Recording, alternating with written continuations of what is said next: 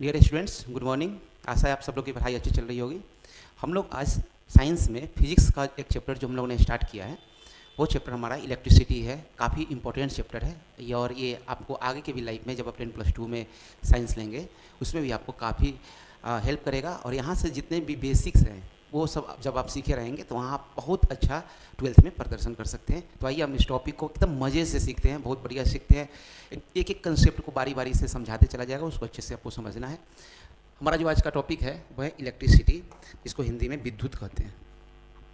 इससे हम लोग जो टॉपिक पढ़ेंगे, जैसे ये पहले तो एक हम लोग सिंपल सा जो सर्किट है उसके बारे में देख रहे हैं। एक सर्किट बनाते हैं हम लोग, क्या क्या यूज़ करते हैं, उसमें स्विच लगाते हैं, बैटरी लगाते हैं, तार होता है, तार लगाते हैं जो सुचालक होता है, तार लगाते हैं, बल्ब होता है लगा हुआ, ये सब चीज़ और भी बहुत सारी चीज़ लगता है। लेकिन एक सिंपल सर्किट बनाने के लिए हम लोग को 4-5 चीज़ों का जरूरी होता है। हम लोग इस टॉपिक में क्या क्या पढ़ेंगे, हम लोग पढ़ेंगे विद्युत आवेश और उसका विद्युत धारा जो होता है, विद्युत आवेश जो विद्युत धारा प्रवाहित होता है वो पढ़ेंगे, उसका कारण पढ़ेंगे।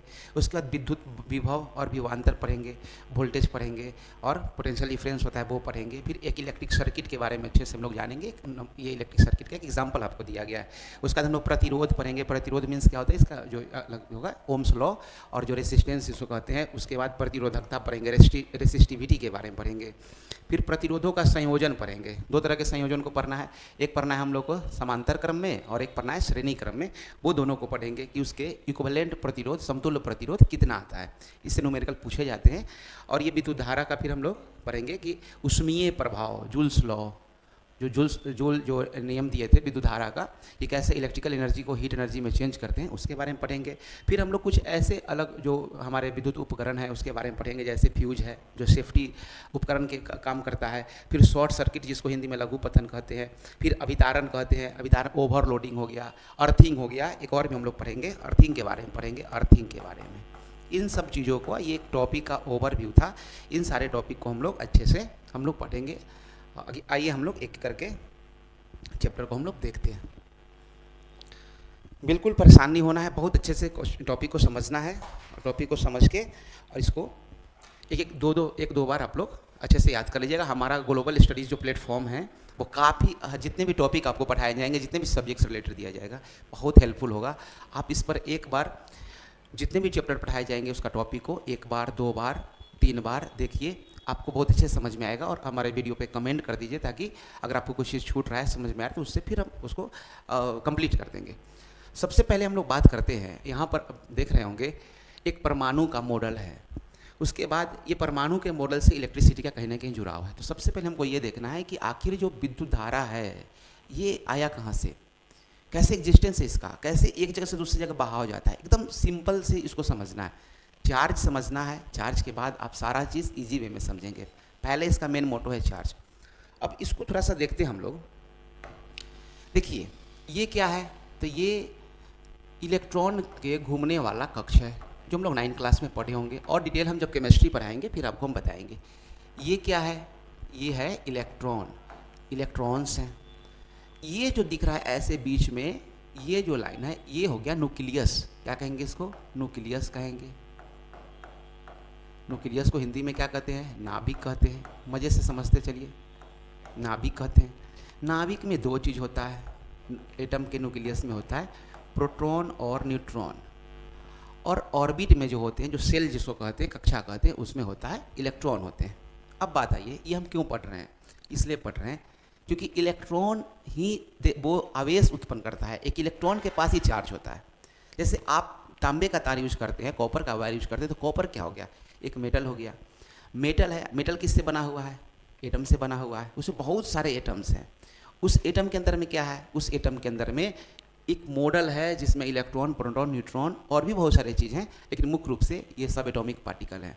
करंट को फ्लो कराने का जिम्मेदारी किसके पास है, ये जिम्मेदारी इलेक्ट्रॉन के पास है। ये जिम्मेदारी इलेक्ट्रॉन के पास है।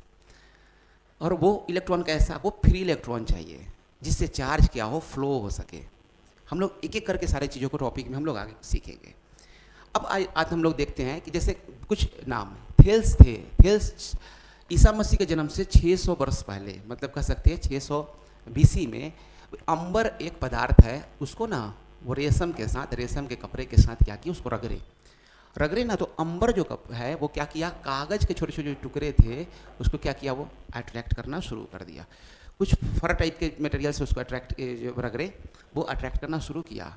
वो सोचे कि आखिर इसमें क्या है, ऐसा क्या चीज़ है कि ये आखिर कागज़ को अट्रैक्ट अपने तरफ खींचना शुरू कर दिया। दूसरा जो विद्युत का जो नामकरण है वो दिए थे सर थॉमस ब्राउन। ये कब दिए थे, 1646 में, 1646 में ये नाम दिए थे। ये सब जो कुछ तथ्य है उसको याद रखना है। आवेश का नामकरण, जो आवेश कितने तरह के होते हैं, आवेश होते हैं दो तरह के, एक होते हैं धनात्मक, दूसरा क्या होते हैं ऋणात्मक। एक धनात्मक है, दूसरा ऋणात्मक है। धनात्मक को हम लोग पॉजिटिव कहेंगे, ऋणात्मक को निगेटिव चार्ज कहेंगे। और ये जो है ना बेंजामिन फ्रैंकलिन के द्वारा दिया गया था। ये अमेरिका के साइंटिस्ट थे, अमेरिका के भौतिकी के बहुत बड़े ज्ञाता थे। अब इन्होंने क्या किया कि बरसात के मौसम में जब ठंडर था, बिजली का चमक था, तो इन्होंने काइट एक्सपेरिमेंट किया। काइट एक्सपेरिमेंट करने का मतलब है पतंग बनाया। पतंग के अंदर में मेटल का स्ट्रिप लगाया, पतला पतला तार लगाया और पतंग को उन्होंने उड़ाया। जब जो ठनका ठनकता है, जिसको ठंडर कहते हैं हम लोग, बिजली की चमक, वो ठनका ठनका तो इनको हाथ में झंझनाहट सा लगा। ये स्वप्न पड़ गए कि आखिर ये क्या था, ये ऊपर ऐसा क्या फिनोमेना घट रहा था कि यहाँ तक हमारे पास फ्लो है और इसमें केवल, और फिर बदल करके वो मेटल के तार को हटा करके दूसरा जो नॉन मेटेलिक चीज़ को लगाएं, जिससे विद्युत का कुचालक होता है वो चीज़ लगाएं, फिर उनके पास ऐसा झटका नहीं फील हुआ। तो इन्होंने समझा कि अच्छा, इसका मतलब हम लोग क्या कर सकते हैं, आवेश को एक जगह से दूसरे जगह हम ले जा सकते हैं, या उसका माध्यम क्या हो सकता है उसके बारे में इन्होंने जाना। आइए कुछ और चीज़ों को हम लोग आगे देखते हैं, एक एक करके हम लोग बहुत अच्छे से समझेंगे। कुछ एग्जाम में क्वेश्चन आते हैं, सबसे अच्छा चालक क्या है, तो हम लोग क्या कहेंगे, सबसे अच्छा चालक चांदी है। सबसे ज़्यादा पतला तार किसका बनाया जा सकता है, तो वो उसका गोल्ड है आंसर, सोना है। उसका एक टॉपिक हम लोग आगे पढ़ेंगे अति चालक के बारे में। अति चालक के बारे में अभी हम लोग देख लेते हैं कि इसको ना 0 डिग्री केल्विन कह लीजिए, 0 डिग्री केल्विन कह लीजिए, चाहे -273 डिग्री सेल्सियस या 0 डिग्री केल्विन पे कोई मटेरियल क्या हो जाता है, वो उसका एकदम सुपर कंडक्टर का काम करने लगता है। सुपर कंडक्टर मतलब उसके पास एकदम रेसिस्टेंस क्या हो गया, शून्य हो गया, जीरो हो गया। और इसका खोज किन्होंने किया था, इनका खोज डच के रहने वाले थे, हेई कैमरालिंग, इनका नाम था, हेई कैमरालिंग था। और कुछ उदाहरण है जिसको आप लोग देख लेना है कि आखिर कौन, सारे मटेरियल सुपर कंडक्टर नहीं होते, कुछ एक होते हैं जिसमें क्या है, तत्व के रूप में पारा है, जिसको क्या कहते हैं हम लोग मरकरी, Hg से डिनोट करते हैं। फिर सीसा है, Pb से डिनोट करते हैं। फिर टीन है, Sn से डिनोट करते हैं। फ्लोरीन जो कार्बन का तीसरा अप्रूप है, जो हम लोग देखते हैं, पहला अप्रूप ग्रेफाइट और दूसरा डायमंड को मानते हैं, तीसरा फ्लोरीन जिसका C60, हम लोग कार्बन चैप्टर पढ़ेंगे, उसमें डिटेल में जानेंगे। उसके बाद कुछ ऐसे धातु, ये यौगिक भी है, यौगिक कहने का प्लेटिनम एंटीमनी जो Pb5Sb2, और भी 2-4 ऐसे हैं जो क्या करते हैं, अति चालकता बन जाते हैं, वो मटेरियल क्या बन जाता है, सुपर कंडक्टर का काम करने लगता है। यहाँ पर हम लोग जो शुरू कर रहे हैं, जो हमारा बोर्ड के लिए हर एक चीज़ आपको बेहतर तरीके से दिया जाएगा, और आप लोग बस मन लगा के पढ़िए। फिजिक्स के लिए आप लोग को हम तो कहें कोई किसी भी सब्जेक्ट के लिए चिंता करने की जरूरत नहीं है। आप एकदम धारा प्रवाह जितना वीडियो आप लोग को यूट्यूब से दिया जा रहा है, चैनल के माध्यम से दिया रहा है ग्लोबल स्टडीज़ के, आप उस पर एकदम ज़बरदस्त तरीके से पढ़िए, आपको कुछ भी घबराने का जरूरत नहीं है। देखिए, हम लोग जो इस चैप्टर में पढ़ेंगे इलेक्ट्रिसिटी में, तो हम लोग जानते हैं कि कुछ एक चीज़ क्या चाहिए हमको चाहिए स्विच चाहिए, सेल चाहिए। हम लोग आगे सारा चीज़ को पढ़ेंगे, सेल क्या होता है, बैटरी क्या होता है ना, सेल से बैटरी कैसे बनता है। लैंप कहने का मतलब कि बल्ब के बारे में बताया गया, वोल्ट मीटर के बारे में पढ़ेंगे, एमीटर के बारे में पढ़ेंगे, ये थर्मिस्टर और जो ये रेसिस्टर के बारे में पढ़ेंगे। थर्मिस्टर आपको अभी इसमें सेक्शन में नहीं पढ़ना है ना, उसका डायोड भी नहीं पढ़ना है, लेकिन ये डायोड के लिए है। ये एलईडी है ना, ये एलईडी के बारे में दिया कि फोटो डायोड है, ये जेनर डायोड है। कुछ ऐसे टेक्निकली चीज़ को हम लोगों ने डिनोट किया यहाँ पे, ताकि आपको अच्छे से इसके बारे में जानकारी को, सिंबल कैसे, प्रतीक कैसे बनाते हैं जब हम किसी जो क्या बोलते हैं सर्किट बनाएंगे, विद्युत का सर्किट जब बनाएंगे, इलेक्ट्रिक सर्किट, तो उसमें किस तरीके से उपयोग करते हैं। ये जो दो हम लोग को डायग्राम देख रहे हैं, ये है आमीटर, इसका नाम है आमीटर। इससे क्या मेजरमेंट करते हैं, करंट मेजरमेंट करते हैं। इसको हमेशा कैसे लगाते हैं, इसको लगाते हैं श्रेणी क्रम में, इसको लगाते हैं श्रेणी क्रम में। श्रेणी क्रम में क्यों लगाते हैं वो हम लोग आगे पढ़ेंगे। और ये है वोल्ट मीटर, ये है वोल्ट मीटर। इसको कैसे लगाते हैं, ये लगाते हैं समांतर क्रम में, समानांतर क्रम में लगाते हैं। सबका उपयोग हम लोग बारी बारी से पढ़ेंगे। तो आइए हम लोग नेक्स्ट टॉपिक को हम लोग अच्छे से आगे बढ़ के देखते हैं, और एक एक चीज़ को अच्छे से समझिए। हम लोग टॉपिक में अब हम लोग एंट्री कर रहे हैं, एक एक करके ध्यान दे करके समझिए। देखिए, ये हम लोग देख रहे हैं विद्युत आवेश। ये एक मटेरियल है, ये दूसरा मटेरियल है, इनके बीच में चार्ज का ट्रांसफर हो रहा है, जिसके चलते ये स्पार्क दिख रहा है आपको। मतलब चार्ज ट्रांसफरेबल है। आवेश, चार्ज का मतलब आवेश जो है वो ट्रांसफ़र हो सकता है, एक जगह से दूसरे जगह हो सकता है। तो एक जगह से दूसरी जगह ऐसे नहीं होगा, उसको क्या चाहिए, माध्यम चाहिए, माध्यम होना होता है। अभी टेक्निकली धीरे धीरे डेवलप होते होते होते होते बहुत सारा चीज़ चेंज होने को मिलेगा, लेकिन हम लोग जो शुरुआत जो हुआ था आवेश के तहत, उसके टॉपिक के हिसाब से हम लोग चीज़ों को पढ़ेंगे। अब देखिए, जो हम लोग विद्युत पढ़ रहे हैं वो कैसा विद्युत है, वो है घर्षणीय विद्युत, वो है घर्षणीय विद्युत के बारे में हम लोग पढ़ेंगे। वो घर्षण से उत्पन्न किया हुआ विद्युत है, वो घर्षण से उत्पन्न किया हुआ विद्युत है, सबसे पहली बात। तो अगर हम लोग किसी दो मटेरियल को रगड़ते हैं, जैसे हम लोग हाथ को ही ऐसे रगड़े, हाथ को ही रगड़े, घर्षण हुआ, इसमें चार्ज डेवलप हो गया, इसके पास चार्ज डेवलप हो गया। अब आवेश कितने तरह के होते हैं, तो देखिए आवेश जो होगा वो दो तरह के होते हैं। आवेश कितने तरह के होते हैं, दो तरह के होते हैं। एक होता है धनात्मक आवेश, बेंजामिन फ्रैंकलिन कहें, और एक होता है ऋणात्मक आवेश। ऋणात्मक आवेश, धनात्मक आवेश को प्लस से डिनोट करते हैं, ऋणात्मक आवेश को माइनस से डिनोट करते हैं। दो तरह के आवेश है। दूसरी ये बात हो गया। दूसरी बात देखिए कि जब हम लोग देखेंगे कि जो धनात्मक आवेश है और दूसरा ऋणात्मक आवेश है, तो ये दोनों के बीच में क्या होता है, इन दोनों के बीच में क्या होगा, जो अपोजिट चार्ज होते हैं, उल्टा चार्ज होते हैं, इनके बीच में क्या होता है, आकर्षण होता है। उल्टा चार्ज के बीच में क्या होता है, आकर्षण होता है। और यही चीज़ दोनों सेम चार्ज हो, एक जो मटेरियल हो उस पर पॉजिटिव चार्ज हो, दूसरे वाला पे पॉजिटिव चार्ज हो, तो इन पे चाहे ये निगेटिव हो, दूसरा वाला पे भी क्या हो, निगेटिव चार्ज हो, इनके ऊपर में क्या होता है, प्रतिकर्षण होता है।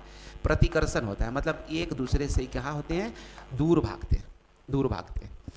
तो ये हम लोग आवेश दो तरह के होते हैं। कौन कौन होते हैं, धनात्मक ऋणात्मक होते हैं। और इसके बारे में किन्होंने बताया, इसके बारे में बताया बेंजामिन फ्रैंकलिन ने बताया। बेंजामिन फ्रैंकलिन अमेरिका के रहने वाले थे, भौतिकविद। उन्होंने बताया चार्ज दो तरह के हैं, तो होगा ना कि प्लस चार्ज माइनस चार्ज सामने सामने आपस में आए तो क्या होगा, उनके बीच में आकर्षण होगा। चाहे माइनस प्लस के बीच में क्या होगा, आकर्षण होगा। और प्लस प्लस हो चाहे माइनस माइनस हो, समान चार्ज हो, उनके बीच में क्या होगा, प्रतिकर्षण होगा।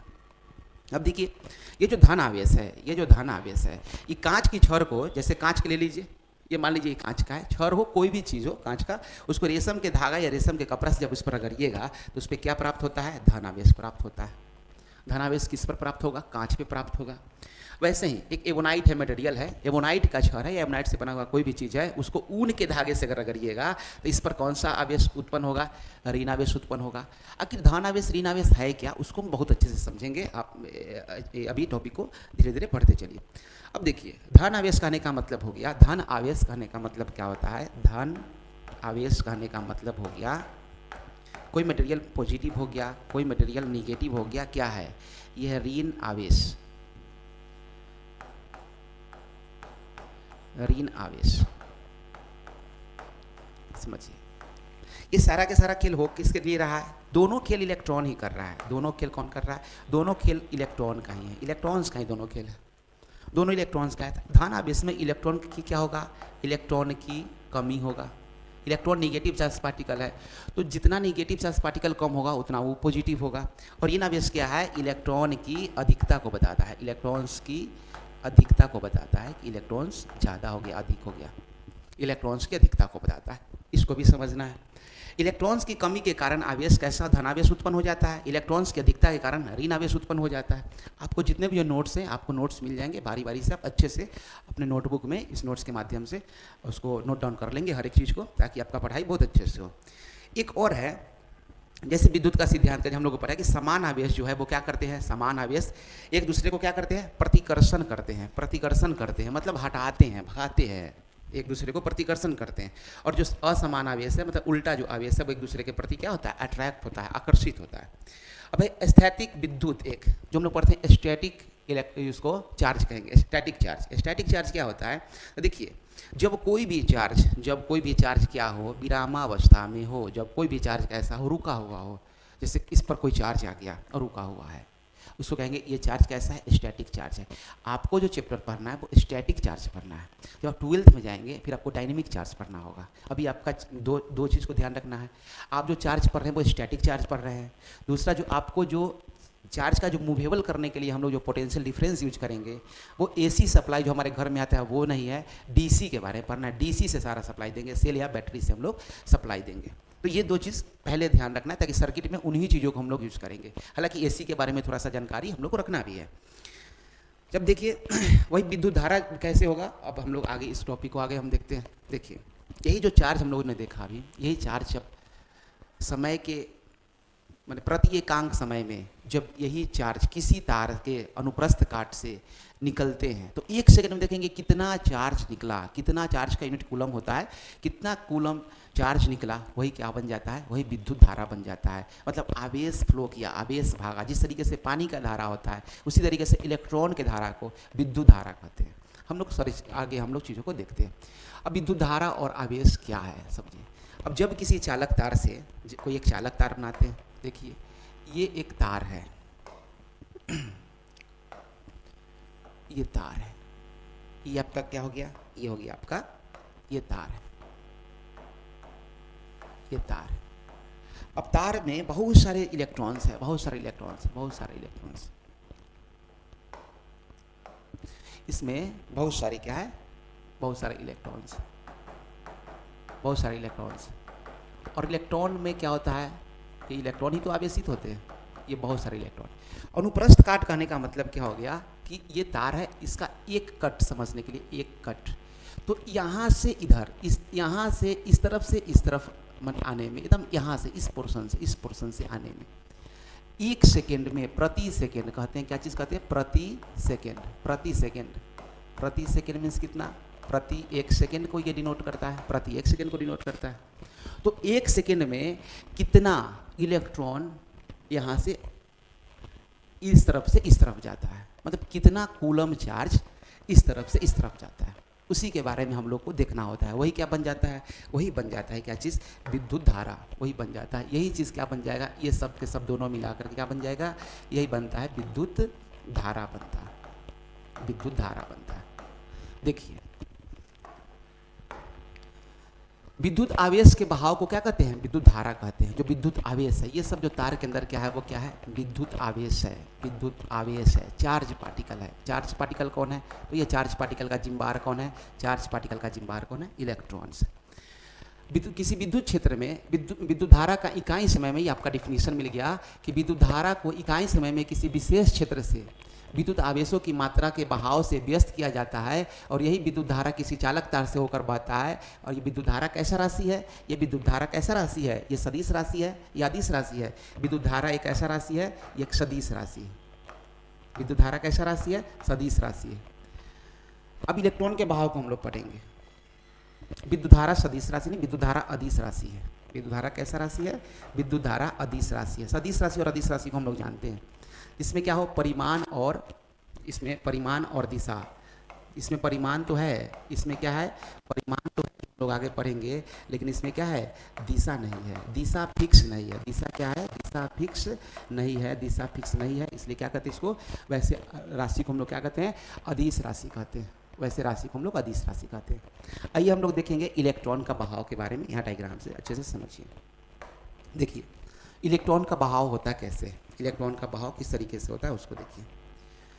इलेक्ट्रॉन्स बैटरी से ऋणात्मक टर्मिनल पर, बैटरी के ऋणात्मक टर्मिनल पर ऋण आवेश के द्वारा प्रतिकर्षित होती है और धन टर्मिनल पर धन आवेश पर आकर्षित होती है। इसलिए इलेक्ट्रॉन ऋण टर्मिनल धन टर्मिनल की ओर प्रवाहित होती है। जब ये इलेक्ट्रॉन धन टर्मिनल तक पहुंचते हैं तो एक रासायनिक प्रतिक्रिया से बैटरी के अंदर स्थानांतरित हो जाते हैं और ये पुनः ऋण टर्मिनल पर आ जाते हैं। इस प्रकार इलेक्ट्रॉन प्रवाहित होता है। ये हो गया किताबी भाषा, सिंपल भाषा में इस चीज़ को समझिए। देखिए इलेक्ट्रॉन का बहाव कैसे है। हम लोग सबसे पहले देखते हैं कि ये है सेल, यह है सेल, ये सेल है। छोटा वाला जो ऐसे लाइन खींचा उसको निगेटिव टर्मिनल कहते हैं, बड़ा वाला जो खींचा उसको पॉजिटिव टर्मिनल कहते हैं। जब बहुत सारे सेल को पॉजिटिव को निगेटिव से, फिर पॉजिटिव को निगेटिव से, फिर पॉजिटिव को निगेटिव से, ऐसे करके जब हम लोग अरेंज कर देते हैं, दो या दो से अधिक सेल बनाते हैं, तो क्या बन जाता है, यही बन जाता है बैटरी। यही क्या कहलाता है, बैटरी। मतलब सेलों का संयोजन। कैसे संयोजन, बढ़िया से उसको करना हो। सेलों का जो संयोजन है, प्रॉपर तरीके से संयोजन है, वही क्या कहलाता है, वही बैटरी कहलाता है। आप समझिए। अब यहाँ भी जो छोटा वाला जो फाइनली हमको जो मिल रहा है टर्मिनल वो निगेटिव टर्मिनल है, बड़ा वाला कैसा टर्मिनल है, बड़ा वाला टर्मिनल पॉजिटिव टर्मिनल। अब देखिए जो सेल है, जो सेल हम लोगों ने यहाँ पर बनाया है बैटरी से, यहाँ पर क्या बताया गया कि इलेक्ट्रॉन का वह ये है बैटरी लगा हुआ, ये है बैटरी। अब देखिए ये बैटरी से पॉजिटिव टर्मिनल है, ये निगेटिव टर्मिनल है, तो निगेटिव टर्मिनल पर क्या होगा, सबसे अधिक इलेक्ट्रॉन्स होंगे, सबसे यहाँ पर इलेक्ट्रॉन्स क्या है, ज़्यादा, इसलिए तो निगेटिव टर्मिनल बोला गया इसको, क्योंकि इलेक्ट्रॉन ज़्यादा है यहाँ पे। इलेक्ट्रॉन का बहाव ऐसे होकर सर्किट में आ रहा है, ये लगा हुआ है बल्ब, तो इसका होता है कि इलेक्ट्रॉन से ऐसे, अब यहाँ पर जो इलेक्ट्रॉन्स है ये निगेटिव टर्मिनल पर आया, इसको रिपल्सन करता है, उसको धक्का देता है, धक्का दिया, मूवमेंट के लिए क्या है, तार लगाते हैं, तार के अंदर क्या होता है, बहुत सारे फ्री इलेक्ट्रॉन्स होते हैं। अब ये फ्री इलेक्ट्रॉन्स क्या करते हैं, घूमते घूमते घूमते घूमते घूमते घूमते कहाँ आया, पॉजिटिव टर्मिनल के पास आया। इसके अंदर केमिकल रिएक्शन होते रहता है, रासायनिक, क्योंकि जो बैटरी होता है वो क्या करता है, वो बैटरी रासायनिक ऊर्जा को विद्युत ऊर्जा में बदलता है ये। तो ये पॉजिटिव टर्मिनल पर आए और ये सिलसिलेवार ऐसे ही चलते रहता है, चलते रहता है, चलते रहता है। और इलेक्ट्रॉन, अगर इलेक्ट्रॉन्स का बहाव, जो इलेक्ट्रॉन्स है उसका बहाव इस तरीके है, इलेक्ट्रॉन्स का बहाव अगर इस तरीके में है तो विद्युत धारा का जो बहाव होगा वो इसके उल्टा होगा, विद्युत धारा का बहाव क्या होगा, उल्टा होगा। धारा को हम ऑब्जर्व हमेशा करते हैं अपोजिट में चल के, उसी के फ्लो में नहीं, इसलिए ये जो आपको दिख रहा है, ये दिख रहा है आपको विद्युत धारा, जिसको हम आगे टॉपिक में पढ़ेंगे करंट का बहाव को, और ये जो दिख रहा है ऐसे दिख रहा है, ये इलेक्ट्रॉन के बहाव को। इलेक्ट्रॉन का बहाव का ठीक उल्टे दिशा में किसका बहाव होता है, विद्युत धारा का बहाव होता है, करंट का बहाव होता है। अब कुछ पदार्थ है जिसको बारे में हम लोग देखते हैं, कुछ बेसिक सा एग्जाम्पल, अभी और भी नया नया चीज़ सीखेंगे हम लोग, बेसिक तौर पे चीज़ों को देख रहे हैं। देखिए कुछ होते हैं चालक, चालक किसे कहेंगे, वे पदार्थ जिसे आसानी से विद्युत धारा क्या हो, प्रवाहित हो, उसे क्या कहते हैं, चालक कहते हैं। सबसे बढ़िया चालक कौन है, सबसे बढ़िया चालक चांदी है, सबसे बढ़िया चालक चांदी है। उसके बाद हम लोग नॉर्मली डेली लाइफ में जो घर में जो यूज करते हैं वो किसका यूज करते हैं, तांबा का, क्योंकि चांदी का, सिल्वर का कॉस्टली है, सिल्वर कॉस्टली होने के चलते हम लोग तांबा का यूज़ करते हैं, अल्युमिनियम भी यूज़ करते हैं। ये सब के सब क्या किसके एग्जाम्पल है, अच्छे चालक के एग्जाम्पल। आइए हम लोग आगे देखते हैं। एक अच्छे चालक जो होता है उसमें क्या होगा, तो कम प्रतिरोध होगा। एक अच्छे चालक में क्या होगा, प्रतिरोध, अच्छे तार में प्रतिरोध कम होगा, इसलिए उसको अच्छा कहते हैं। प्रतिरोध कहने का मतलब है किसी चीज़ को रोकना, अगर वो बाधा है, बाधा का काम करे, अगर इलेक्ट्रॉन को ही बाधित करेगा, कोई ऐसा मटेरियल ले लें जो इलेक्ट्रॉन को ही बाधित कर दे, फिर इलेक्ट्रॉन अच्छे से रन नहीं करेगा उस तार में, जब वो इलेक्ट्रॉन तार में अच्छे से दौड़ेगा नहीं तो विद्युत धारा उत्पन्न ठीक से नहीं होगा। तो कभी कभी हम लोग, हमारे लिए प्रतिरोध क्या होता है, किसी सर्किट को या सिस्टम को बनाते हैं उसमें प्रतिरोध का जरूरी होता है, कहीं कहीं चाहत होता है कि बिल्कुल प्रतिरोध न के बराबर हो, है ना। कुचालक कैसे पदार्थ है, कुचालक वो पदार्थ है जिससे क्या हो, धारा का जो उसका प्रतिरोधकता क्या होता है, बहुत अधिक होता है। मतलब कुचालक क्या करता है कि विद्युत धारा को प्रवाह होने से बचाता है। जैसे डेली लाइफ में कुचालक का भी होना बहुत जरूरी है। जिस वायर का हम लोग यूज करते हैं, अगर वो वायर बिल्कुल उसके ऊपर प्लास्टिक या रबर का कवर न लगा हुआ तो क्या होगा, इलेक्ट्रिक शॉक लग जाएगा हम लोग को। या जो पिलास यूज करते हैं बिजली, जो मिस्त्री जो कुछ बनाने के लिए, वो पिलास के ऊपर देखते हैं रबर का या प्लास्टिक का हैंडल के ऊपर लगा होता है ताकि उनको इलेक्ट्रिक शॉक ना लगे। तो कुचालक पदार्थ का भी होना जरूरी है। जितना सुचालक इंपॉर्टेंट है अपने हिसाब से कुचालक भी इंपॉर्टेंट है। तो कुचालक पदार्थ में क्या हो गया, रबर हो गया, कांच हो गया, ये कांच है, प्लास्टिक वगैरह है, ये सब कैसे हो गए, कुचालक पदार्थ हो गए। ये कुछ चालकता है। चालकता, चालकता क्या करता है, चालकता क्या है, चालकता गुण है, गुण है जो क्या करता है, अपने अंदर विद्युत आवेश को प्रवाहित होने देता है, विद्युत आवेश को अपने अंदर प्रवाहित होने देता है। तो सिल्वर में चालकता देखा जाए तो काफ़ी बढ़िया है, तांबा में सिल्वर से थोड़ा कम है लेकिन और बढ़िया है, लोहे में देखा जाए तो सिल्वर और तांबे के कंपेयर में कम है। तो ये चालकता होता है। एक होता है अति चालकता, जो हम लोगों ने टॉपिक स्टार्ट किया था उस समय हम लोगों ने थोड़ा सा ऑब्जर्व किया था। ये चालकता, अति चालकता क्या है, अति चालकता का इंग्लिश होता है सुपर कंडक्टिविटी। अति चालकता किसी तार में होने वाली वह परिघटना है जिसमें वह बहुत कम ताप पर, तो बहुत कम ताप पर मतलब कितना ताप पर, बहुत कम ताप मतलब कितना ताप, ये होता है कि इसको कह दीजिए 0 केल्विन, 0 केल्विन कह दीजिए, 0 केल्विन, ओके नहीं लिखा हुआ है, केल्विन लिखा हुआ है, केल्विन ताप, ताप का मात्रक है केल्विन।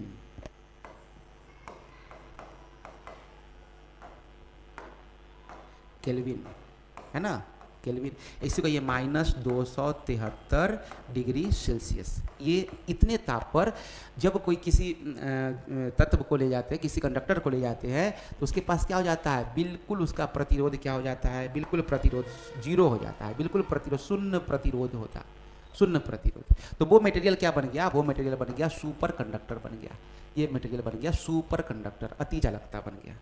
ठीक है। अब ये तो बेसिक सा चीज़ था। अब हम लोग देखते हैं कि टॉपिक में आते एंट्री करते हैं। टॉपिक में एंट्री करने से सबसे पहले हम लोग को क्या मिला, कूलम्स लॉ। समझिए, कूलम्स लॉ। देखिए ये कूलम कौन थे, कूलम का नियम देखिए, सबसे पहला देखिए कूलम का नियम। ये कूलम थे कौन, है ना, ये कूलम थे जो चार्ज के बारे में स्टडी किए थे, और चार्ज के बारे में स्टडी करके चार्ज के बारे में बहुत सारा बातों को इन्होंने बताया। देखिए एक चार्ज हो, दूसरा चार्ज हो, ये चार्ज को ए नाम दे दिए, दूसरा को बी नाम दे दिए। इस चार्ज में कितने विद्युत आवेश हैं, तो हम मान लिए चार्ज को हम लोग क्यू से डिनोट करते, क्यू, तो इसको मान लिए ये Q1 है, और इसमें कितना चार्ज है, Q2 चार्ज। इनके बीच में कुछ ना कुछ दूरी होगा, इनके बीच में कुछ ना कुछ क्या होगा, दूरी होगा। ए से बी के बीच के दूरी को हम लोग डी से मानते हैं, डिस्टेंस को, चाहे हम लोग आर से मानते हैं। समझिए अच्छे से, इधर समझाते हैं कि डी को आर क्यों मानते हैं। डी क्या है जी, तो डी क्या है, समझिए, डी है डिस्टेंस, डिस्प्लेसमेंट कहिए उसको, डिस्प्लेसमेंट हिंदी में दूरी कह लीजिए, चाहे इसको बोलचाल के भाषा में विस्थापन कह लीजिए। डिस्प्लेसमेंट हालांकि विस्थापन के लिए यूज होता है, मतलब मिनिमम दूरी, ठीक है। ये आर भी किसको बताता है, ये दूरी को बताता है। ये कैसा दूरी को बताता है, थोड़ा इस तरफ समझिए आप लोग अच्छे से। देखिए ये चार्ज यहाँ पे है, ये चार्ज ये यहाँ हो, यहाँ हो, यहाँ हो, ऐसे ऐसे, ये हो, ऐसे हो, ऐसे हो, एक वृत्ताकार पथ पर भी होता, ये वृत्ताकार पथ पर भी होता, सबके लिए अगर रेडियस बराबर है, सबके लिए अगर दूरी बराबर है, ये रेडियस होता है वृत्ताकार पथ पे, कहीं भी किसी भी एंगल से होता तो वो दूरी ही तो है। मान लीजिए ए चार्ज एक सेंटर बन गया, अब बाद में इधर बी चार्ज है, किधर भी घूम के हो जाए तो क्या बन गया उसके लिए, वो रेडियस है, इसलिए इसको आर से भी नोट करते हैं, या फिर उसी को क्या कर लीजिए, दूरी कह लीजिए, ठीक है। तो इसमें जो कूलम है, ये दो बातों को बताया इन्होंने। क्या बात बताया वो समझिए। इन्होंने बताया कि दो चार्ज है, अब दो चार्ज के बीच का जो होगा, इनके बीच में कैसा है, तो फोर्स, या तो आकर्षण का फोर्स लगेगा, चाहे प्रतिकर्षण का फोर्स लगेगा। तो जो बल होता है, यहाँ देखिए जो बल होता है, बल को हम लिखेंगे किससे लिखते हैं, बल फोर्स F से। वो समानुपाती होता है दोनों चार्ज के किसके, दोनों चार्ज के, यहाँ देखिए किसी चालक के दो बिंदुओं के आवेशों को लगने वाला आकर्षण या प्रतिकर्षण बल आवेशों के गुणनफल के अनुक्रमानुपाती होते हैं। आवेशों के गुणनफल के अनुक्रमानुपाती मतलब क्या, आवेशों के गुणनफल के समानुपाती होते हैं। अब Q1 Q2 के क्या होगा, समानुपाती होगा। मान लीजिए ये 2 कूलम चार्ज है, 3 कूलम चार्ज है, 2 गुना कितना हो जाएगा, 3 हो जाएगा। और इसका में जो बल होता है वो कैसा होगा, ये व्युत्क्रमानुपाती होगा किसके, इनके दूरी के स्क्वायर के, इनके दूरी के स्क्वायर के, मतलब जितना ज़्यादा चार्ज में दूरी होगा उसके स्क्वायर से वो कम जाएगा, उसके स्क्वायर से क्या हो जाएगा, कम जाएगा। ये दो बात को इन्होंने बताया, कूलम्स लॉ ये बात को दिए। तो फाइनली जो फोर्स मिला वो क्या मिला, किस पर निर्भर करेगा, तो दोनों चार्ज के परिणामों के गुणनफल अब बटा में दोनों को मिलाएं तो क्या हो गया, आर स्क्वायर। अब इसी के लिए हम लोग एक फार्मूला क्या डिनोट करते हैं, अब ये तो समानुपाती में है, कैसे कितना बनेगा, बराबर कैसे होगा, तो बराबर लाने के लिए हम लोग क्या करते हैं, एक के स्थिरांक लेंगे, एक जो के है वो क्या कहे, ये कांस्टेंट टर्म में स्थिरांक है, के Q1 Q2 अपॉन क्या हो गया, आर स्क्वायर हो गया। यहाँ जो के है उसका वैल्यू क्या होता है, ये वैल्यू 1 भी होता है, अलग अलग केस में 1 होता है, कहीं और भी वैल्यू अलग होता है, क्योंकि ये माध्यम पर निर्भर करता है। वो माध्यम कैसा है, निर्वात है, हवा में है, किस टाइप का माध्यम है, उस माध्यम पर निर्भर करता है के का वैल्यू। तो फाइनली हम लोग को क्या मिल जाता है formula, F equal to Q1 Q2 upon R square. ये फार्मूला इंपॉर्टेंट फार्मूला है, न्यूमेरिकल बनाने के लिए काम आएगा, इस पर हम लोग क्वेश्चन को बनाएंगे, जो कि आप इस फार्मूला को अभी देख रहे हैं, ये फार्मूला को जो देख रहे हैं, ये फार्मूला आपके लिए काफ़ी इंपॉर्टेंट है। अब के क्या है, के एक स्थिरांक है, परंतु के का मान दो आवेशों के बीच उपस्थित माध्यम की प्रकृति पर निर्भर करता है, कि दोनों जो चार्ज है, एक चार्ज का है, दो चार्ज का है, ये दोनों चार्ज किस माध्यम में, उस पर निर्भर करता है। के का जो निर्वात में जो ये आवेश है, ये निर्वात में जो दिया गया है, ये क्या 9 गुना 10 की पावर 9 मीटर स्क्वायर पर कूलम स्क्वायर, ये के का यूनिट है। ये आपको इतना ध्यान नहीं रखना है, अभी 10th में आप इस फार्मूला को याद रखिए, इससे आप आगे बढ़िए। 12th में अलग अलग चीज़ों के बारे में आपको अच्छे से पढ़ाई करना है, ठीक है। अब हम लोग आगे टॉपिक पढ़ेंगे विद्युत परिपथ। विद्युत परिपथ means electric circuit. Electric circuit में हम लोग जानेंगे कौन कौन सा कंपोनेंट को हम लोग अच्छे से किस तरीके से हम लोग उसको लगाएंगे और संग्रह करेंगे, उसको हम लोग देखेंगे। देखिए, इलेक्ट्रिक सर्किट के बारे में थोड़ा सा हम लोग विशेष रूप से हम लोग जानते हैं। इलेक्ट्रिक सर्किट के बारे में देखिए, हम लोग जो सर्किट यूज करते हैं, हम लोग जो विद्युत सर्किट यूज करते हैं वो क्या है। एक हम लोग तार ले लिए, मान लीजिए हम लोग जनरली घर में एक यूज करते हैं, ये हो गया बल्ब, ये हो गया बैटरी, सेल बनाते हैं एक,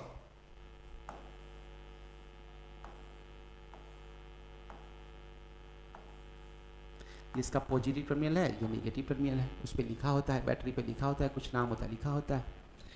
उसके बाद देखिए हम लोगों ने 2 वायर लिया, ये कैसा बल्ब है, ये बल्ब है डीसी बल्ब है, तो इसके निगेटिव टर्मिनल से इसके निगेटिव को जोड़ेंगे और इसके पॉजिटिव टर्मिनल से क्या करेंगे, इसके पॉजिटिव टर्मिनल से क्या करेंगे, बल्ब के पॉजिटिव टर्मिनल को जोड़ेंगे। अच्छे से जुड़ जाएगा, सब कुछ बढ़िया रहा है तो क्या हो जाएगा, ये बल्ब क्या हो जाएगा, ये बल्ब ग्लो हो जाएगा, ये बल्ब ग्लो करना शुरू हो जाएगा, ये बल्ब ग्लो करना शुरू होगा। बार बार झमेला क्या होगा इसमें, तो बार बार इस बल्ब को जलाने के लिए और बुझाने के लिए हमको क्या जरूरी पड़ेगा, तार को यहाँ से या यहाँ से हटाना पड़ेगा, जोड़ना पड़ेगा। इसको अरेंज करने के लिए बीच में क्या लाए, इसके अरेंज करने के लिए हम लोग लाए कुंजी, क्या लाए, कुंजी, इसको लाए अरेंज करने के लिए इसको, कि ताकि प्रॉपरली यूज हो। क्या यूज किए, कुंजी यूज किए। कुंजी कहने का मतलब की है, और इसी को एडवांस भाषा में हम लोग स्विच कहते हैं, इसी को कहते हैं स्विच कहते हैं, स्विच का उपयोग किया जाएगा। तो यहाँ पर हम लोग देखिए कि हम लोग जो इस सर्किट में बेसिक तौर से अगर हम उपयोग करेंगे तो क्या होगा, चालक तार हमको चाहिए, चालक तार की आवश्यकता है। दूसरा क्या चीज़ का आवश्यकता है, सेल की आवश्यकता है, या फिर बैटरी की आवश्यकता है एक सर्किट बनाने में। उसके बाद तीसरा क्या चीज़ है, जो भी उपकरण है, विद्युत उपकरण जिसको चलाना है, मान लीजिए हमको बल्ब जलाना है तो विद्युत बल्ब की आवश्यकता है। और चौथा चीज़ किसका जरूरी है, कुंजी की जरूरी है, कुंजी की जरूरी, जिसको हम लोग आगे केस से भी नोट करेंगे। इन सब चीज़ों का क्या होगा, आवश्यकता होगा। आइए हम लोग इस चीज़ को देखते हैं, फिर सिंपल सर्किट को भी हम लोग डिजाइन करेंगे, हर चीज़ को अच्छे से पढ़ेंगे हम लोग। कहा किसी विद्युत परिपथ में इलेक्ट्रॉन का जो ऋण आवेश है ऊपर कैसा होता है, उसके प्रवाह के दिशा के विपरीत विद्युत धारा को माना जाता है। कि इलेक्ट्रॉन का हम लोग ने पहले भी देखा कि अगर इलेक्ट्रॉन इस डायरेक्शन में फ्लो हो रहा है तो विद्युत धारा को हम लोग आई से चाहे ए से डिनोट करेंगे।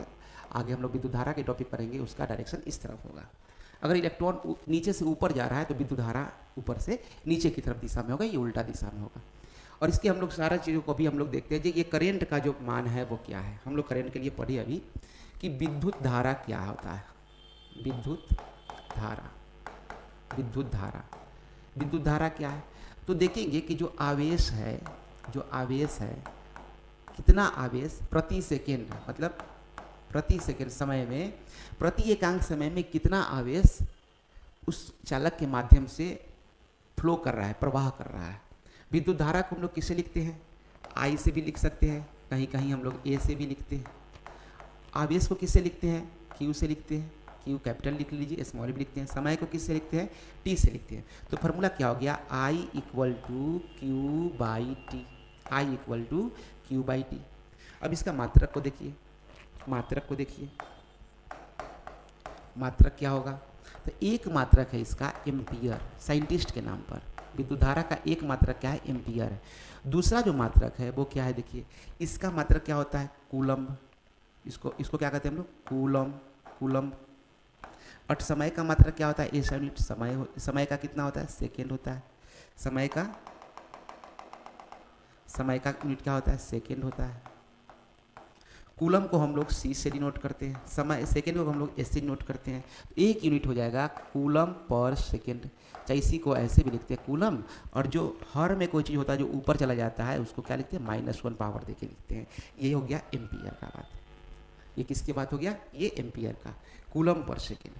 मीन्स यहाँ समझिए, थोड़ा सा यहाँ समझिए चीज को। अगर यहाँ बताया कि अगर कोई कहता है कि 1 एम्पियर करंट फ्लो हो रहा है किसी सर्किट में, मतलब 1 कूलम आवेश 1 सेकेंड में फ्लो किया है। 1 कूलम चार्ज कितना, 1 सेकेंड में उस कंडक्टर से फ्लो किया है, वो कहला जाएगा 1 एम्पियर करंट। आप ऐसे इजी भाषा में इसके डिफिनीशन को पढ़ना, ये मैथमेटिकल डिफिनीशन, इसको देखते चलिए। 1 एम्पियर करंट, 1 कूलम चार्ज जो है 1 सेकेंड में फ्लो हुआ, वो कितना एम्पियर करंट कहलाया जाएगा? 1 एम्पियर कहलाएगा। ठीक है, आइए हम लोग आगे देखते हैं। ये हमारा जो एम्पियर का डिफिनीशन हो गया, इसको डिफिनीशन को देखिए। यह विद्युत धारा का कैसा है? एसआई मात्रक है एम्पियर। जब 1 कूलम आवेश को किसी चालक से 1 सेकेंड तक प्रवाहित किया जाता है, कितना तक? 1 सेकेंड तक प्रवाहित किया जाता है, वो क्या कहलाएगा? वो कहला जाएगा 1 एम्पियर जो चार्ज हो गया, 1 एम्पियर जो विद्युत धारा हो गया, करंट हो गया, वो 1 कूलम अपॉन में किसके बराबर हो गया? 1 सेकेंड के बराबर हो गया। इसीलिए कूलम पर सेकेंड को क्या कहते हैं? 1 एम्पियर कहते हैं। ठीक है, अब समझिए विद्युत धारा का जो छोड़, जैसे मिली एम्पियर का है, मिली एम्पियर यहाँ लिखा हुआ है। मिली एम्पियर मतलब क्या होता है? मिली का मान कितना होता है? 1/1000 एम्पियर, 1/1000 एम्पियर। अब 1/1000 क्या कहेंगे? 1/1000 को लिख सकते हैं 10 के पावर 3, इसको लिख सकते हैं 10 के पावर -3 एम्पियर लिख सकते हैं। ठीक है, एक होता है क्या चीज़ हम लोग आगे लिखते हैं? Micro ampere. 1 micro ampere, micro जैसे माइक्रो ऑर्गेनिज्म कहते हैं ना, सूक्ष्म जीव, तो 1 माइक्रो एम्पियर मीन्स होगा 1/1,00,000, 1 2 3 4 5 0, 1,00,000, 5 इकाई दहाई सैकड़ा हज़ार 10,000 और 1,00,000, इतना एम्पियर। ये कैसे? 6 जीरो से बना है, तो 10 के पावर 6 एम्पियर, इसको लिख सकते हैं 10 के पावर -6 एम्पियर। पता है एम्पियर मीटर जो हम लोग विद्युत धारा का जो मापने के लिए आगे जो यंत्र यूज करते हैं, वो एमीटर यूज करते हैं, या उसको एम्पियर मीटर भी कहा जाता है। एम्पियर मीटर में इसका रीडिंग नहीं होता, इसका रीडिंग करने के लिए एक यूज किया जाता है। किसका यूज किया जाता है? यंत्र का, गैल्वेनोमीटर का। गैल्वेनोमीटर का हम लोग आगे उसको देखेंगे। गैल्वेनोमीटर का, गैल्वेनोमीटर है जिसमें छोटा से छोटा जो करंट है उसको भी डिटेक्ट कर लेते हैं, गैल्वेनोमीटर। ठीक है, आइए हम लोग आगे देखते हैं इसको। जो गैल्वेनोमीटर है, ये गैल्वेनोमीटर क्या है भाई? तो ये गैल्वेनोमीटर एक युक्ति है जिससे विद्युत धारा के परिपथ में उपस्थित धारा का क्या किया जाता है? पता किया जाता है। कम से कम भी धारा हो उसको भी क्या करता है? ये डिटेक्ट कर लेता है। ठीक है, उसके बाद देखिए, एक हो गया हम लोग जो चीज़ को हम लोग आगे पढ़ेंगे अभी, हम लोग आगे अभी हम लोग वोल्टेज के बारे में पढ़ेंगे। करंट के बारे में जानने से थोड़ा सा हम लोग और एक चीज़ को हम लोग देखेंगे। समझिए, जैसे 1 इलेक्ट्रॉन है, 1 इलेक्ट्रॉन पर चार्ज कितना होता है? 1 इलेक्ट्रॉन पर चार्ज कितना होता है?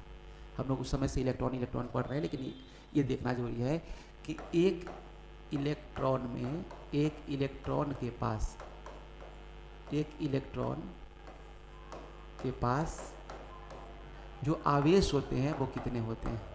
आवेश कितने होते हैं ये देखना जरूरी है। यह आवेश होता है 1.6 गुना 10 के पावर गुना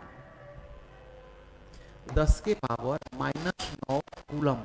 ये याद रखना है आपको, ये प्रैक्टिकल किया हुआ बात है, इसलिए आपको कुछ एक चीज़ प्रैक्टिकल का याद रखना है। कूलम को सी से नोट करते हैं। दूसरा बात क्या हम लोग सीखेंगे यहाँ से, जो चार्ज होता है, जो आवेश होता है वो क्वांटाइज्ड होता है। आवेश जो होता है वो क्या होता है? क्वांटाइज्ड। इसको समझिए आसान भाषा में। जैसे बिस्किट लेने जाते हैं, कोई भी बिस्किट का पैकेट हो, वो पैकेट के फॉर्म में ही मिलेगा आपको। 1 पैकेट लीजिए, 2 पैकेट लीजिए, 10 पैकेट लीजिए, 100 पैकेट लीजिए, पैकेट खोल के नहीं मिलेगा। हम ऐसे बिस्किट के बारे में बोल रहे हैं जो बिस्किट पैकेट में आता है। जैसे अंडा दर्जन पे मिल रहा है, केला दर्जन पे मिल रहा है, काउंटिंग से तो फिक्स कर दिया कि नहीं केला हम 1 दर्जन ही देंगे या 2 देंगे, आधा नहीं मिलेगा। तो देखिए जो इलेक्ट्रॉन का जो फ्लो होगा किसी भी कंडक्टर में क्या होगा? 1 या 1 से अधिक होगा, 1 या अधिक होगा। आधा होगा क्या? आधा इलेक्ट्रॉन फ्लो करेगा, इलेक्ट्रॉन आधा फ्लो करेगा, आधा इलेक्ट्रॉन फ्लो नहीं करेगा, इलेक्ट्रॉन आधा फ्लो नहीं करेगा। इससे ध्यान रखना है। इसका मतलब जितना भी जो चार्ज का फ्लो होगा, जितना भी होगा नंबर ऑफ चार्ज इनटू ई, इस फॉर्म में होगा। मतलब देखना चाहिए कि नंबर ऑफ इलेक्ट्रॉन कितना फ्लो किया है, उसके साथ गुना कर देना है किसको? 1.6 गुने 10 के पावर -19 कूलम को। ये ध्यान रखना है, न्यूमेरिकल बनाते समय गलती नहीं हो। ये काफ़ी मिस्टेक कर देते हैं स्टूडेंट लोग, उनका कंसेप्ट क्लियर होता है। आपको बहुत बेसिक से चीज़ों को समझाया जा रहा है, मज़ा आ रहा होगा पढ़ाई करने में। तो हम लोग इसी के बारे में हम लोग चीज़ों को हम लोग देखेंगे आगे, हम लोग देखेंगे। अभी विभवांतर टॉपिक हमारे पास आ रहा है, बीच से आपको और बताते चलेंगे। देखिए विभवांतर को समझिए। विभवांतर क्या है? विभवांतर से पहले थोड़ा हम लोग रिकॉल कर लेते हैं कि हम लोगों ने जो सीखा वो क्या सीखा। तो हम लोगों ने देखा कि एक एम्पियर जो विद्युत धारा है, एम्पियर विद्युत धारा का यूनिट है, वो किसके बराबर हुआ? एक कूलम जब आवेश एक सेकेंड में जब किसी तार के, जब कोई तार हो, ये तार है, इससे इसका अनुप्रस्थ काट मान लीजिए, हम ये चेक करके बता दें कि देख लें कि यहाँ से, और इससे बहुत सारे क्या है, बहुत सारे इलेक्ट्रॉन्स। जब एक कूलम चार्ज, मतलब एक इलेक्ट्रॉन जैसे इधर आएगा, यहाँ कितना चार्ज आ गया? यहाँ चार्ज आ गया, यहाँ गया 1.6 इंटू 10 के पावर -19 कूलम चार्ज शिफ्ट कर गया। अब ये चार्ज अगर यहाँ से इसको आने में अगर समय लग गया है 1 सेकेंड, इसमें कितना समय लग गया? 1 सेकेंड, तो इसको डिवाइड कर देंगे 1 सेकेंड, तो यहाँ पर कितना विद्युत धारा उत्पन्न हो गया? अब 1 से भाग देंगे तो क्या होगा? 1.6 गुने 10 के पावर -19 कूलम पर सेकेंड, मतलब बहुत ही कम मात्रा में विद्युत उत्पन्न हुआ यहाँ पे, 10 के पावर -19 एम्पियर। इसको आप ऐसे भी समझ सकते हैं, 1.6 को अगर हम 16 लिख दें तो गुने क्या हो जाएगा? 10 के पावर, ये हो जाएगा -18 एम्पियर। देखिए कितना कम हुआ, 16 अपॉन में 1 पर कितना जीरो? 1 2 3 4 5 6 7 8 9 10 11 12 13 14 15 16 17 18। इस तरीके से देखें तो हम इसको देखेंगे 1 2 3 4 5 6 7 8 9 10 11 12 13 14 15 16 17 18, इतना एम्पियर, कितना कम मात्रा में, एक इलेक्ट्रॉन से इतना। वैसे करके इलेक्ट्रॉन का फ्लो होते रहता है, 1 सेकंड में अगर 1 मिलियन इलेक्ट्रॉन पार कर जाता है तो उसका भी कैलकुलेट कर लेंगे, 1 मिलियन मीन्स 10 लाख, वैसे कैलकुलेट वहाँ पर कितना विद्युत धारा उत्पन्न होता है। ठीक है, आइए हम लोग आगे चीज़ों को देखते हैं। हम लोग देखेंगे यहाँ पर विभव है, विभव समझिए, यह एक बात लिखा गया था, हम लोग विद्युत विभव को देखेंगे, है ना, ये विद्युत विभव।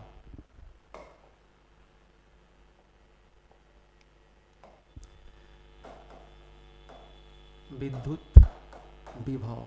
विभव क्या है? इसको कहते हैं इलेक्ट्रिक पोटेंशियल। क्या है ये? देखिए अच्छे से समझिए इसको, ये क्या है। मान लीजिए कहीं पे कोई ना चार्ज क्षेत्र बना हुआ है। कैसा क्षेत्र बना हुआ है? कोई चार्ज क्षेत्र है, कोई चार्ज क्षेत्र, ये एक चार्ज क्षेत्र को हमने बनाया, और कहीं अलग से, कहीं बहुत दूरी पे कोई एक चार्ज पार्टिकल है। ये क्या है? ये आवेश, ये एक चार्ज पार्टिकल है। ये क्या है? ये एक आवेशित कण है। ये एक आवेशित क्या है? आवेशित कण है। समझिए, ये जो आवेशित कण है, इसको लाना है हमको। कहाँ लाना है? हमको लाना है इसको इस चार्ज क्षेत्र में लाना है, इसको यहाँ चार्ज क्षेत्र में लाना है। इसके पास ऑलरेडी मान लीजिए निगेटिव चार्ज पार्टिकल है, तो इसके पास माइनस चार्ज। इस चार्ज क्षेत्र में जैसे ही आएगा तो क्या होगा? इसके ऊपर ये मान लीजिए यहाँ पे आ गया, इसको ले आए, कुछ काम करके इसको हम यहाँ पे ले आए। जब यहाँ पर ले आए तो इसके अंदर, इसमें ऑलरेडी चार्ज, इसके अंदर ऑलरेडी चार्ज है, तो इसके पास क्या उत्पन्न हो जाएगा? इसमें एक अपना क्या जाएगा? विभव आ जाएगा। अपना क्या जाएगा? पोटेंशियल आ जाएगा। इसके पास पोटेंशियल आ जाएगा, इसके पास अपना पोटेंशियल होगा। मान लीजिए ये चार्ज को मान लीजिए Q1, एक दूसरा चार्ज हो, एक दूसरा आवेशित कण हो कहीं अलग, और वहाँ से फिर उसको भी लाया जाए इस चार्ज क्षेत्र में, सपोज करिए ले आए, और ये जो चार्ज क्षेत्र में ये भी आया, इसके पास भी क्या होगा? क्योंकि इसके पास अपना एक अलग आवेशित कण था, इसके पास अपना एक अलग आवेश था, और इसका इस पर इफेक्ट होगा इस चार्ज क्षेत्र पर, क्योंकि हम लोग पढ़े हैं कि दो चार्ज के बीच या तो प्रतिकर्षण होगा या आकर्षण होगा। इसमें रिपल्सन आकर्षण होकर इसका एक अलग पोटेंशियल हो जाएगा। इसको कहते हम लोग, Q1 है तो इसको कह लीजिए Q2। ये Q1 चार्ज है और ये क्या हो गया? Q2 charge. अब इसका एक अलग अपना पोटेंशियल हो जाएगा, विभव होगा। इन दोनों के डिफरेंस को ही क्या कहते हैं? विभवांतर कहते हैं। विभवांतर, विभवांतर मतलब इलेक्ट्रिक पोटेंशियल डिफरेंस कर लीजिए, पोटेंशियल डिफरेंस। ये हो गया, क्या चीज़ हो गया, ये पोटेंशियल डिफरेंस हो गया। हम लोग इसको और बेहतर तरीके से भी आगे देखेंगे, इसका जो बेसिक चल रहा है, बेसिक से हम लोग इसको देखिए। पोटेंशियल डिफरेंस को किससे डिनोट करते हैं हम लोग, किस यंत्र से हम लोग पता करते हैं, तो वोल्ट मीटर से। ये वोल्ट मीटर है, डिनोट किससे किया जाता है, V से डिनोट किया जाता है, ये वोल्ट मीटर में, ये वोल्ट मीटर को V से डिनोट किया जाता है। अब देखिए, वोल्ट मीटर एक ऐसा यंत्र है जिससे किसी चालक तार के दोनों सिरों के बीच उत्पन्न विभवांतर को क्या किया जाता है, मापा जाता है। तो हम लोग पोटेंशियल डिफरेंस को मापने के लिए क्या यूज करेंगे, जो हम वोल्ट मीटर है यूज़ करेंगे। और ये अलेक्जेंड्रो वोल्टा, जो वोल्टेज के बारे में बताए थे, वो क्या बताए थे, अलेक्जेंड्रो वोल्टा बताए थे, इसलिए उन्हीं के नाम पर क्या वोल्ट मीटर नाम रखा गया।